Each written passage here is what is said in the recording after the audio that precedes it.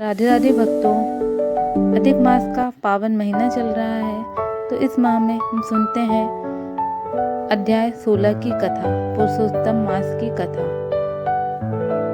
बहुत समय पहले एक गांव में माधव नाम का एक गरीब लकड़हारा रहता था। वह प्रतिदिन जंगल में लकड़ियां काटकर बेचता और उसी धन से अपने परिवार का पालन पोषण करता था। गरीबी बहुत थी, परंतु वह सच्चा, ईमानदार और भगवान का भक्त था। पुरुषोत्तम मास आने पर उसने कथा सुनी और संकल्प लिया कि वह पूरे मास भगवान विष्णु की भक्ति करेगा, सत्य बोलेगा और अपनी कमाई का कुछ भाग दान करेगा। वह प्रतिदिन स्नान कर भगवान का नाम जपता और तुलसी के समक्ष दीपक जलाता।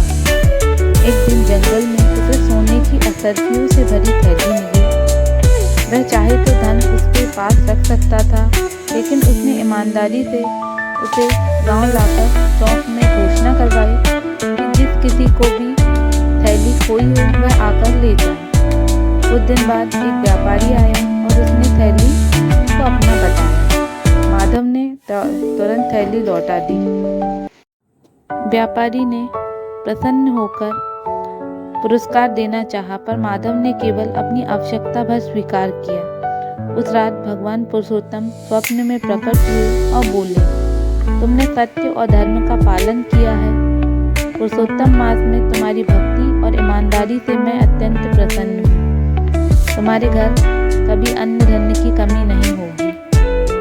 भगवान की कृपा से माधव का जीवन सुखमय हो गया और अंत में वह भगवान विष्णु के धाम को प्राप्त हुआ। इस पुरुषोत्तम मास में सत्य, दान और भक्ति का विशेष महत्व है। ईमानदारी भगवान को अत्यंत प्रिय है।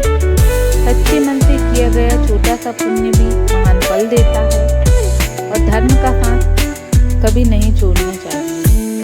ओम नमो भगवते वासुदेवाय नमः।